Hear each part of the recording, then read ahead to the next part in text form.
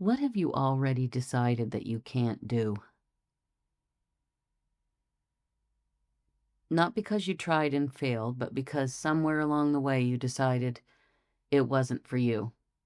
Or maybe you decided you weren't capable of it. This is Sarah. This is Before the Edit. Welcome home.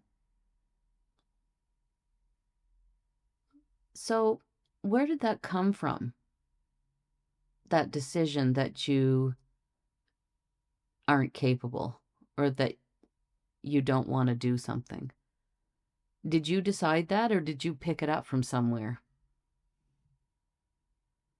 So I enrolled in a Jing course studying classical Chinese herbal medicine.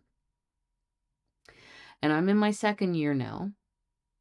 And I remember the first class, and we were introducing ourselves to each other.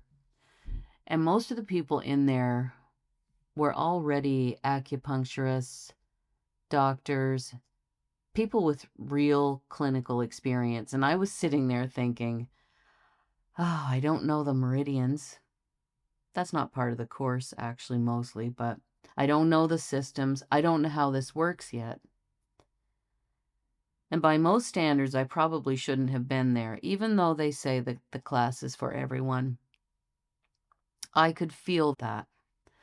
And some of the students even looked a bit perplexed, maybe even a little bit shocked when we did introduce ourselves and talk about our background.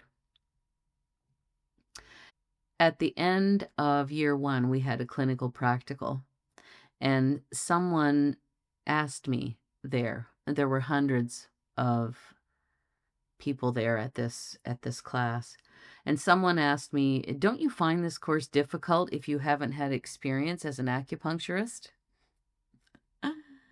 And I just said, I just need to study a lot. But it did impact me a little bit, because there were a lot of moments where I felt completely lost, like I was in over my head, and like maybe this wasn't something I could actually do. But I stayed because I wanted to. And when I chose this, I didn't ask anyone else if I should take it. I didn't look for approval. I just chose it because I can be taken off track really easily by other people's opinions. So at some point I started realizing something, like I'm in second year now. I do understand this. And maybe some of the things I don't understand perfectly, maybe not like the people who've been doing it for years, but I understand it. And the other thing is that the herbs are really not something that all of these acupuncturists and doctors really studied much of. They're not part of their training. So it's new for more than just me. It's also new for them. But the one thing I kept coming to was this. Anytime I would feel frustrated, I would think, okay, other people can learn this. And if other people can learn this, so can I. And does this course include things that I feel like I might never fully get? Maybe.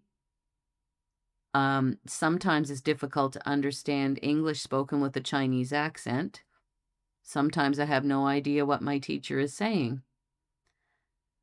But when that happens, I don't get frustrated. I I stop and I figure it out. Or I ask a question. And there's lots of tools that you can use to figure something out, to understand things. So, what have you already decided you can't do? Because you don't have the background, because you don't see yourself in it, because you're comparing yourself to someone who's already further ahead. And also, is it even something that you actually want? Or is it just something you think you should want? I don't care what it is. Please question anything you've decided you can't do. because that thought is what creates the reality of can't.